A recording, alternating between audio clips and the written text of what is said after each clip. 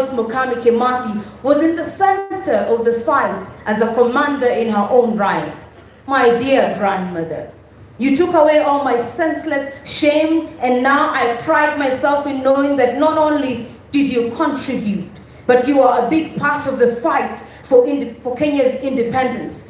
You knew right from wrong, and you did not idle and watch as the colonizers abused and killed our men, women, and children. You fought, Grandma, you fought. As a teenager, you fought. As a mother, you fought. As a grandmother, you fought to educate by telling us the truth. As a child, God spoke to you through a dream, and you had seen the coming of the white man before they had stepped foot in Nyeri.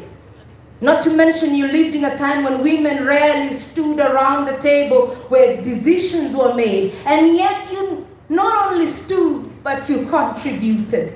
The burdens you bore have been unimaginable.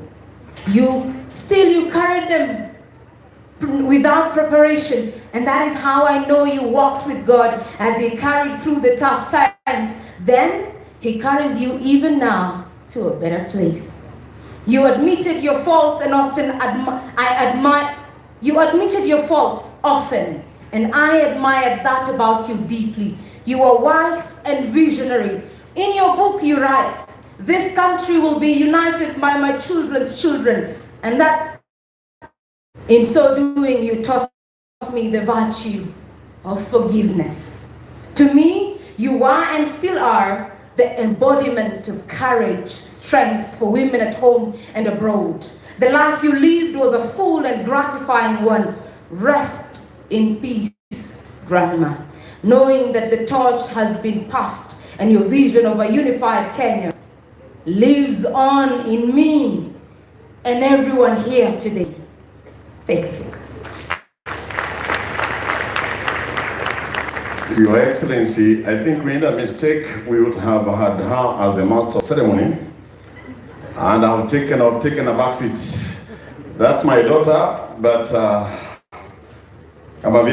if you think I also don't have history, test me, and I'll tell you that His Excellency in 1986, with the team of Kapsabet in Kitale, you did wonders with that volleyball team. I was on the other side, and your team did very well. You are a center player, I was a left player, and the remaining bit is history. You are deputy president. When you are at the university in 1986, you are the center of the Nairobi University team, the volleyball team, and you played with Rusweti. Your Excellency, you played with Kirunda, you played with Saitoti. The rest is history. I was just trying to tell her I also have my own history. And without further ado, allow me to invite Madam Evrine.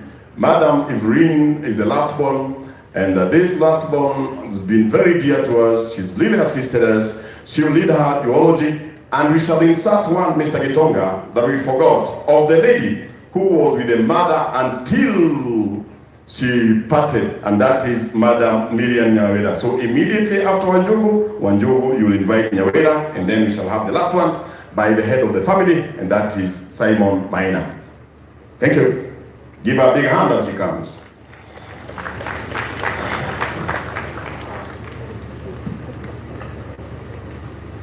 Hamjamboni. Bwana asifiwe. Mom, you're a mentor.